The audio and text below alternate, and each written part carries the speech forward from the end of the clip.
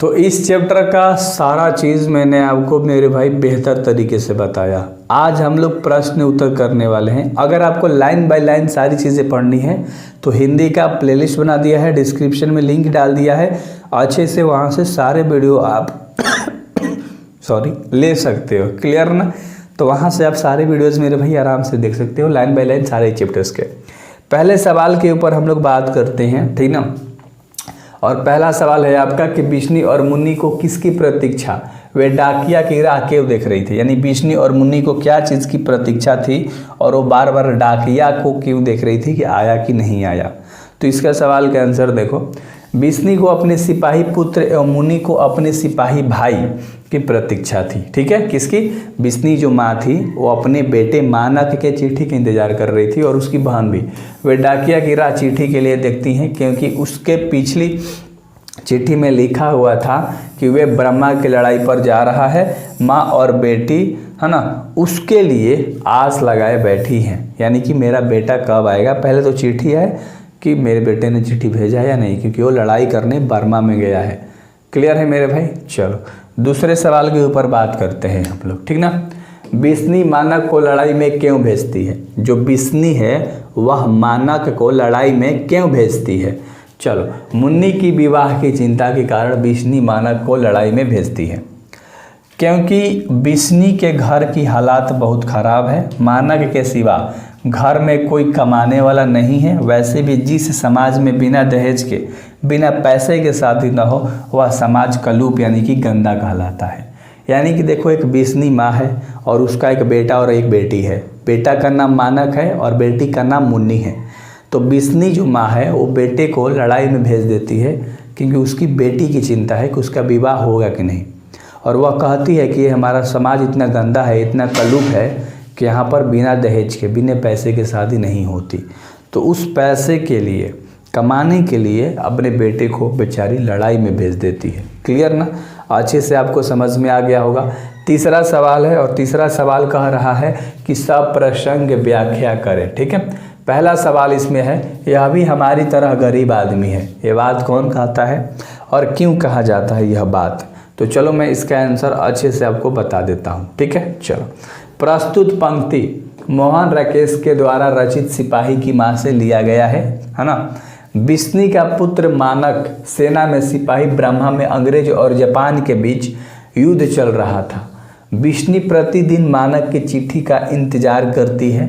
इधर मुन्नी के ब्याह की चिंता भी उसे सताए जा रही है। इसी चिंता के क्रम में बिश्नी एक दिन स्वप्न देखती ही है कि उसका बेटा मानक फौज के ड्रेस में घायल अवस्था में उसके पास आया है। यानी कि वो स्वप्न में देखती है कि उसका जो बेटा है वर्दी के रूप में घायल होकर घर वापस आया है। ठीक है, और वह उसे अपने गोद में बिठा लेती है। मानक ने उससे बताया कि उसका एक दुश्मन पीछा कर रहा है। थोड़ी देर में मानक क्या कहता है माँ से सपना में कि मेरा एक दुश्मन पीछा कर रहा है।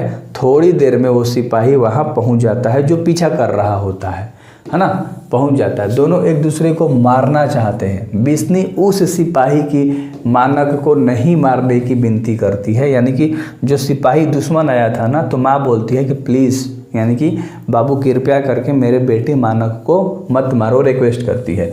दुश्मन फौजी को मालूम होता है कि बिश्नी मानक की माँ है तो इसे नहीं मार सकता क्योंकि यह भी तो हमारी तरह गरीब आदमी है। बिश्नी बोलती है अपने बेटे मानक से कि तू इस सिपाही को नहीं मार सकता क्योंकि ये भी किसी का बेटा है, यह भी एक गरीब आदमी है।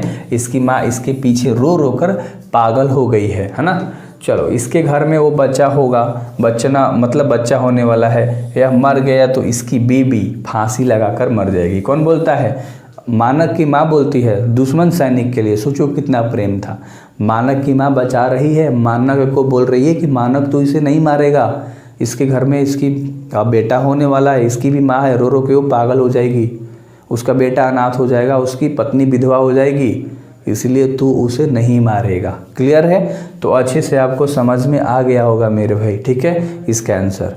चलो, ख नंबर का तुम्हारा सवाल है और ख नंबर का सवाल क्या कह रहा है, ध्यान से देखो। वर घर देखकर ही क्या करना, कुंती बोलती है कि वर घर देखकर क्या करना, मानक आए तब तो कुछ होगा। तुझे पता ही है लोगों के हाथ कितने मतलब बढ़े हुए हैं। मानक की माँ जो बिस्नी है वो बोलती है कि लड़के घर देखने जाना था।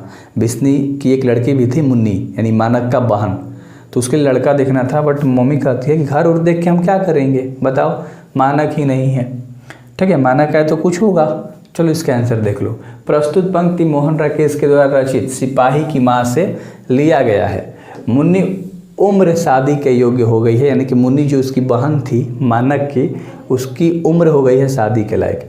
एक दिन बिस्नी की पड़ोसन कुंती उसके घर आ जाती है और मुन्नी की शादी की बात करती है। कौन? कुंती, जो कि बिस्नी की पड़ोसन है, जैसे तुम्हारा कोई पड़ोसन होगा ना, उसी तरह से वो आती है और बात चलाती है और कहती है कि मुन्नी बिटिया अब सयानी हो गई है, अच्छा सा वर देखकर शादी कर दो। कौन बोलता है? कुंती। किससे? बिस्नी से बोलती है। इस पर बिस्नी कहती है कि वह घर देखकर ही क्या करना, मानक आए तब तो घर पर ही नहीं है, वो आए तब तो कुछ होगा। वैसे भी लोगों के आजकल हाथ इतने बढ़ गए हैं, अर्थात जब तक मानक नहीं आएगा तब तक इसकी शादी कैसे होगी, यानी कि पैसे उसे तो है नहीं हम लोगों के पास। मानक गया है लड़ने तो पैसे कमा के आए तब तो कुछ होगा। लड़के वाले तो पैसे की मांग करते हैं। कौन बोलता है? बिस्नी बोलती है लड़की की माँ कि मानक आए तब तो कुछ होगा। लड़के वाले के इतने हाथ बड़े हुए हैं कि पैसे मांगते हैं, तो पैसे हो तब तो शादी होगा ना। ग नंबर का सवाल है, नहीं, फौजी वहाँ लड़ने के लिए है, वे नहीं भाग सकते।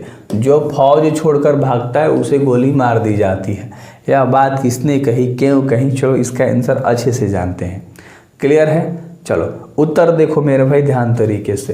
प्रस्तुत पंक्ति मोहन राकेश के द्वारा रचित सिपाही की माँ से लिया गया है।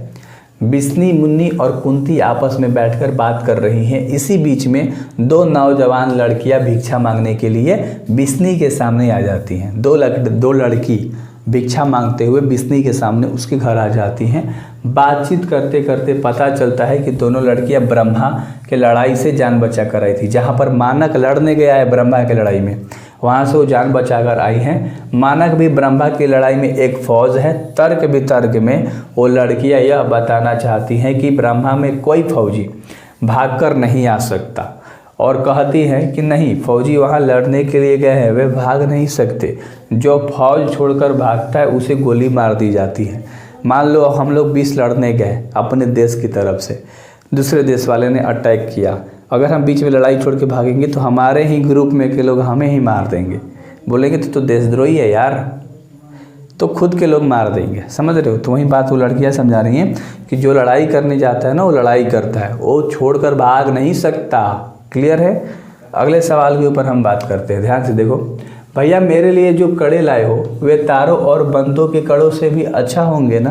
ये बात कौन कहता है? मुन्नी मानक से बोलती है, माँ से पूछती है, सॉरी। मुन्नी के इस कथन को ध्यान में रखते हुए उसका परिचय आप अपने शब्दों में दीजिए। यानी कि इस क्वेश्चन में क्या बात करी गई है ना, इस क्वेश्चन के आधार पर आपको आंसर देना है अपने शब्दों में। तो चलो मैंने शब्द बना लिया है, आप अपना शब्द मान लेना और आंसर दो। चलो। मुन्नी और बिस्नी मानक का इंतजार कर रही हैं। मानक की चिंता में एक एक रात्रि में बिस्नी स्वप्न देखती है जिसमें मानक घायल स्थिति में बिस्नी के पास आया है। कहाँ आया है? मानक घायल अवस्था में बिस्नी के पास आया है। मानक कहता है कि उसके पीछे कोई दुश्मन फौजी है। मानक कहता है कोई उसके पीछे दुश्मन फौजी है जो मानक को मारना चाहता है। दुश्मन फौज और मानक दोनों एक दूसरे को मारना चाहते हैं। क्या करना चाहते हैं? मानक और दुश्मन फौजी एक दूसरे को मारना चाहते हैं। बिस्नी दोनों को एक दूसरे को ना मारने की विनती करती है। जो मानक की माँ होती है वो दोनों को बोलती है कि नहीं लड़ना है। जब तक मानक बिस्नी को झटका देकर हटा देती है, मानक अयर फौजी दोनों विलीन हो जाते हैं, क्योंकि वो स्वप्न देख रही थी, तुम्हें भी पता है। और अचानक गोलियां चलने की आवाज़ सुनाई देती है। बिस्नी उल्टा उठती है, मानक चिल्ला उठती है। तब अचानक से, है ना, मानक मतलब स्वप्न देख रही है, तो अचानक इनका नींद खुल गया तो चिल्लाने लगी मानक कह के। तब अचानक वहाँ पर मुन्नी आती है। कौन आती है? मुन्नी आती है। थोड़ा सा और आंसर देख लो। और मुन्नी कहती है, माँ बोलती है, क्या बात है माँ? बिस्नी बोलती, मतलब मुन्नी जो लड़की है वो बोलती है, क्या बात है माँ? मानक मुन्नी बोलती है कि तू रोज़ भैया के सपने देखती है माँ, यानी कि लड़की बोलती है माँ से कि तू रोज़ भैया के सपने देखती है। भैया जब भी आएगा कड़े लेकर आएगा ना, और वो जो कड़े होंगे तारों और बंधु के कड़े से अच्छे होंगे ना। ये बात कौन कहता है? मुन्नी कहती है। माँ के सपने के बाद नींद टूटने पर जब माँ मानक मानक चिल्लाती है तब मुन्नी आती है और बोलती है तू तो भैया के रोज़ सपने देखती है, बता भैया जब आएगा तब बंधु से और तारों से मेरा जो कड़ा होगा वो अच्छा होगा ना। यही है।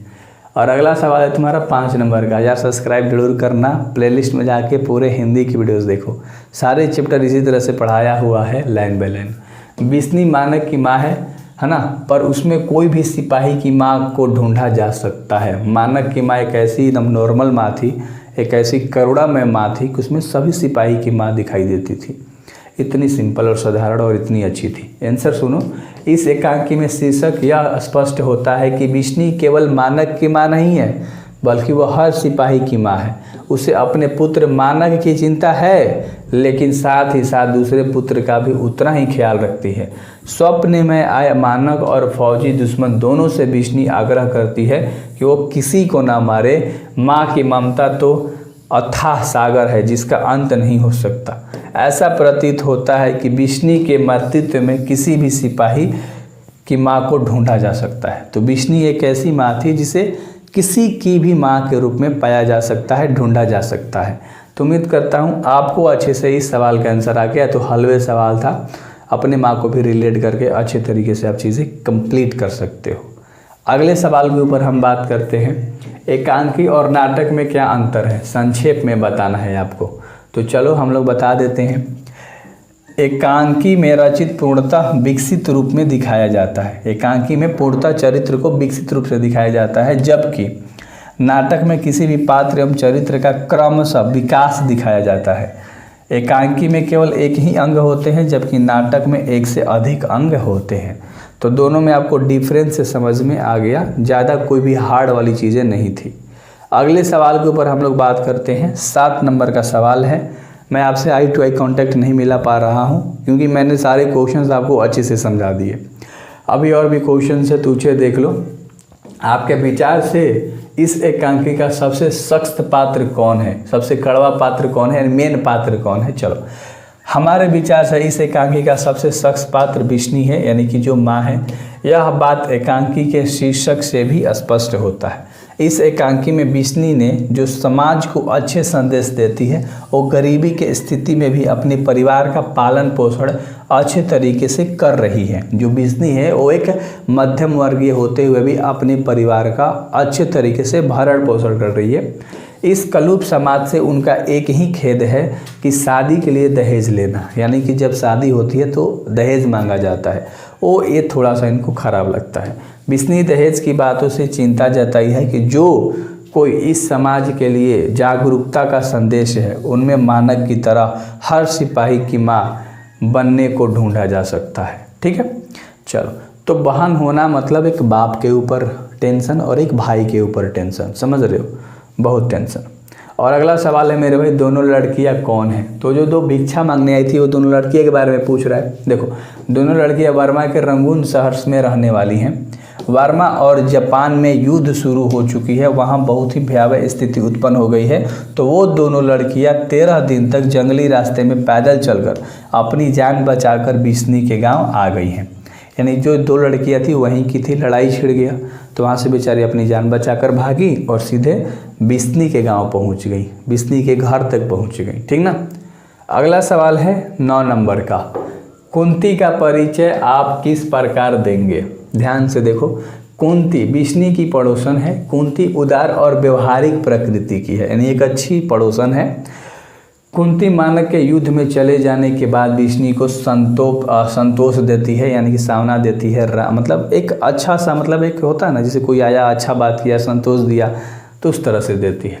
मुन्नी के शादी के प्रति भी चिंता जता रही है। वो कहती है कि बिसनदेई, यानी बिस्नी को बिसनदेई बोलती थी, मुन्नी बेटियां अब सयानी हो गई है, तो कोई अच्छा सा वर देखकर मुन्नी के हाथ पीले कर दे। पीले करने का मतलब कि उसकी शादी रचा दे। बिस्नी कहती है कि मानक को तो आने दो, वो आएगा तब तो अच्छा सा वर देखकर इसका ब्याह कर दूंगी, क्या पता, अभी तो लड़ाई शुरू है। माँ बोलती है कि अभी तो लड़ाई शुरू हुई है, मानक आएगा तब तो बिस्नी की शादी होगी, है ना। चलो तो यहाँ पर थोड़ा सा और चीज़ें हैं जिसे मैं आपको दिखा देता हूँ। अभी थोड़ा सा और हो चुकी है। वर्मा में कुंती इस बात पर भी उसे संतावना देती है कि वो जरूर आएगा, घबरा मत बिसंदेई, दिन हल्का मत करो, वो आएगा, दिल हल्का अपना मत करो, हार मत मानो, बेचारा वो जो गया है मानक आएगा। 10वां सवाल, मानक और सिपाही एक दूसरे को क्यों मारना चाहते हैं? तो इसका आंसर तो बहुत आसान है, रिलेट कर पाओगे आप, समझना ध्यान से। मानक ब्रह्मा की लड़ाई में भारत की ओर से अंग्रेज के साथ लड़ने गया है और दूसरी ओर के पक्ष जापानी थे, यानी जापान और भारत के सेना में लड़ाई था, अंग्रेज लोग थे, है ना। सेना एक दूसरे का दुश्मन है क्योंकि अपने अपने देश के प्रतिनिधित्व कर रहा है। मानक और सिपाही अपने को एक दूसरे के दुश्मन के समझते हैं, मतलब एक दूसरे को दुश्मन समझते हैं, इसलिए वो एक दूसरे को मारना चाहते हैं। सपोज मान लो मैं भारत से गया हूँ, कोई पाकिस्तान से आ गया, तो दोनों दुश्मन एक दूसरे के मतलब कट्टर दुश्मन हो गए भाई, छोड़ेंगे थोड़े ना, लपेट के उड़ा देंगे, समझ रहे हो। तो इसी तरह से अगला सवाल है, मानक स्वयं को बहसी और जानवर से भी बढ़कर क्यों कहता है? तो मानक स्वयं को बहसी यानी क्रूर और जानवर से भी बढ़कर इसलिए कहता है क्योंकि मानक को उसके सामने उसके मुल्क का दुश्मन दिखाई दे रहा है और वह उसे बड़ी बेरहमी के साथ बुरी तरीके से घायल कर दिया था और उसे मारना चाहता है। बिस्नी के मना करने पर भी मानक अपने आप को नहीं रोक पाता है क्योंकि उसके अंदर सच्चे देशभक्ति की भावना है। वो अपने सामने अपने मुल्क के दुश्मन को जीवित नहीं देख सकता, अतः अपने आप को बहसी और क्रूर से भी बढ़कर कहता है कि हट, इसको तो मैं मार दूंगा, फाड़ दूंगा, फुला दूंगा। अरे एक मेरा भी निकल रहा है ना अंदर से, समझ रहे हो। तो इस तरह से भाई जब दुश्मन लड़ेंगे तो भाई खतरनाक तो होगा ही, वो इसको दुश्मन समझेगा, है ना, ये उसको दुश्मन समझेगा, तो इस तरह से होती है चीज़ें। 12 नंबर का तुम्हारा सवाल है और ध्यान से देखना। मुन्नी के ब्याह की चिंता ना होती तो मानक लड़ाई पर न जाता, यह चिंता भी किसी लड़ाई से कम नहीं है, क्या आप इस कथन से सहमत हैं? अपना पक्ष दें। तो ध्यान से देखो, हम जानते हैं कि विनम्र मतलब मध्यवर्गीय व्यक्ति के लिए सबसे बड़ी समस्या आर्थिक समस्या होती है, यानी पैसे की समस्या होती है। बिन पैसे की शादी ना हो तो समाज कलुप है, हमें उस समाज से लड़ना चाहिए। इस सड़े हुए समाज को बदलने के लिए, है ना, हमें युद्ध के समान लड़ना होगा, तब जाके इसका निदान होगा। इसीलिए ब्याह की जो चिंता है ना, लड़ाई से कम नहीं है। बोला जाता है कि लड़ाई अगर हो रही है और एक ब्याह हो रहा है, कोई दहेज ले रहा है, तो भाई सेम प्रॉब्लम है, ठीक है, कोई दूसरा प्रॉब्लम नहीं है। अगला सवाल है, सिपाही के घर की स्थिति मानक के घर से भिन्न नहीं है, कैसे? स्पष्ट करें। यानी कि जो दोनों लोग लड़ रहे थे ना, जो मानक के साथ दुश्मन लड़ रहा था, इन दोनों के घर की स्थिति खराब है, कैसे? सिपाही के घर की स्थिति मानक के घर से भिन्न नहीं है क्योंकि जिस प्रकार मानक की माँ आर्थिक समस्याओं से लड़ने के लिए मानक को लड़ाई में भेजी हैं, उसी प्रकार उस सिपाही की माँ भी लड़ाई में भेजी है। वो सिपाही भी मानक की तरह गरीब आदमी है, जिस प्रकार मानक बिस्नी व्याकुल रहती हैं, उसी प्रकार उस सिपाही के लिए भी उसकी माँ भी रो रो कर पागल हो गई होगी। इस बिस्नी के बहन मुन्नी व्याकुल है, इधर सिपाही की पत्नी व्याकुल है, पर ना इस प्रकार सिपाही के घर की स्थिति भी मानक के घर के स्थिति से भिन्न नहीं है। यानी कि बेचारे दोनों गरीब हैं, दोनों को परिवार का टेंशन है, तो कोई भी दिक्कत नहीं है। देखो सब्सक्राइब कर लीजिएगा, सब डिटेल में मिलेगा। तो भाई मिलता ही है कंटेंट, आगे देख लो, ऑब्जेक्टिव है, ठीक है। तो ऑब्जेक्टिव आगे की वीडियोस में करा दूंगा, है ना। या देखो यार, सारी चीज़ें करो ना बेहतर तरीके से। तो मैंने अभी बताया आपको, सारे प्रश्न उत्तर बता दिए। तो इसी तरह से सारे चैप्टर्स के प्रश्न उत्तर, सारांश, परिचय, ऑब्जेक्टिव, सब चीज़ करो प्लेलिस्ट में जाके आराम से, ठीक है। हिंदी के प्लेलिस्ट में डिस्क्रिप्शन में लिंक होगा, व्हाट्सएप ग्रुप में ज्वाइन हो जाना, ऐप जरूर डाउनलोड कर लेना, डिस्क्रिप्शन में लिंक होगा। So thank you very much, best of luck.